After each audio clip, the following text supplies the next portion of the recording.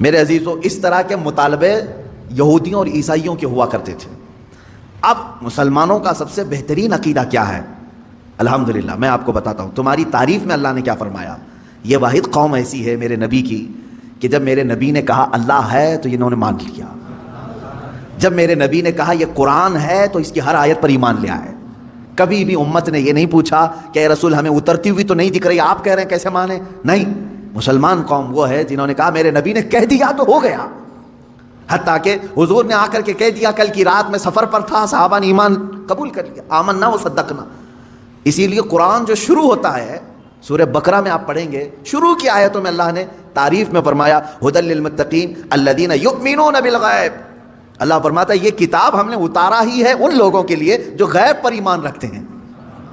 یہ کتاب ہدایت ہے ان لوگوں کے لیے جو غیب پر ایمان رکھتے ہیں۔ آج تک مجھے بتاؤ، برسوں سے آپ نماز پڑھنے کے لیے آ رہے ہیں، مسجد میں آ رہے ہیں، کبھی آپ نے امام صاحب سے جا کر کے پکڑ کے پوچھا کہ امام صاحب آپ اللہ اکبر کہہ کر کے جھکاتے ہیں سجدے میں، کبھی یہ تو بتاؤ ہے کہاں اللہ؟ دکھتا کیوں نہیں ہے مسجد میں؟ کبھی پوچھا آپ نے؟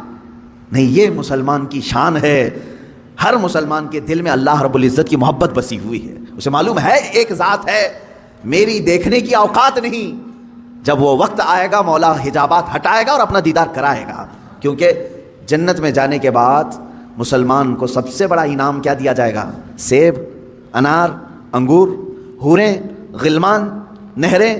سب سے بڑا انعام مسلمان کے لیے یہ ہوگا کہ اسے سارے حجابات ہٹا کر کے اللہ کا دیدار کرایا جائے گا۔